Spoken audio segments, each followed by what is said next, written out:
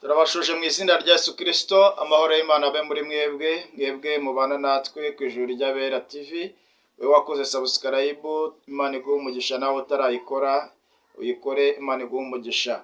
Uyu munsi Imana yashyize ijambo rikomeye ku mutima wacu rivuga ngo reka gutinya ibizakubaho, Imana izakurinda.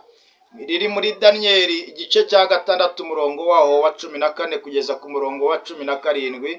Hagaragaza uburyo Daniyeli bamugambaniye bakamushyira mu rwobo rw'intare. Itegeko rya Mede n'Abaperesi ngo nirivuguruzwa, ariko hejuru y'amategeko ya Mede n'Abaperesi hari itegeko ry'Imana. Ng'Imana ngo isanga Daniyeli mu rwobo rw'intare, ngo imukiza intare, abanzi be bose bakorwa n'isoni. Reka nkubwire mwene data, reka gutinya ibizakubaho, Imana izakurinda. Nubwo abanzi bakugambanira, nubwo ahuri abadayimoni hora baguteza imyuka mibi, reka nkubwire ngo reka gutinya ibizakubaho, Imana izakurinda. Iyatabaye Daniyeli ikamukura mu rwobo rw'intare, nawe Imana izakurinda ihagukure. Iyakuye Saduraka, Meshake na Abedenego mu itanura ry'umuriro, ndashaka kubwira yuko hari Imana ibasha kugukura nawe aho hantu abadayimoni bakugambanira, abanzi bakugose mu kazi kawe, abanzi bakugose mu mishinga yawe, abagukoreye inama. Reka gutinya ibyo uri kubona bizakubaho, Imana izagutabara kandi Imana izakurwanirira. Komera ushikame, reka gutinya, izere Yesu. Yesu niwe mutabazi wawe, Yesu niwe mwami ukomeye, Yesu niwe uri hejuru y'ibyo byose, Yesu niwe wemeye kukwigwatiriza ku buzima bwawe, Yesu niwe wamennye amaraso ku musaraba kuri wowe kugira ngo abe incungu y'ubuzima bwawe. Ntabwo abantu bazagufata uko wiboneye, ahubwo bazabasha gukorwa n'isoni, kuko imbaraga bafite ntago ziruta imbaraga z'Imana, kuko imbaraga bakurwanisha ntago ziruta imbaraga za Kristo. Reka gutinya ibizakubaho, Imana izakurwanirira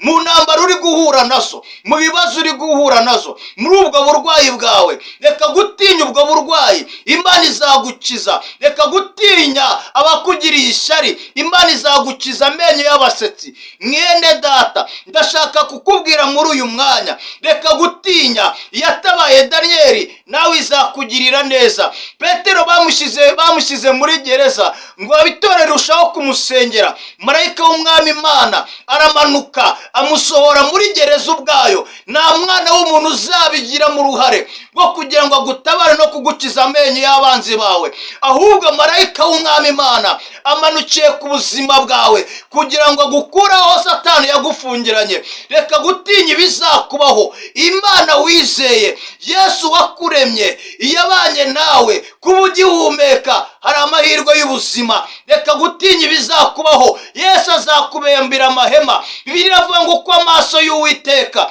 ari ku bakiranutsi, ngo n'amatwi ye ari ku byo basaba, ngo mbese ninde uzabavuga nabi, mbese ninde uzabagirira nabi? Amaso y'Uwiteka ari kuri wowe. Nubwo uri mu bibazo bikomeye, ijisho ry'Uwiteka riri kuri wowe. Komera ushikame, Yesu ari kumwe nawe. Komera ushikame, Yesu ari kumwe nawe. Komera ushikame, Yesu azakugenda imbere kandi arakugose imbere n'inyuma. Yesu ari kumwe nawe. Wigira ubwoba, wicika intege, komeza wizere. Reka gutinya ibiri byo ubona, Yesu azabana nawe. Mwene data, ndashaka kubwira ijambo rikomeye.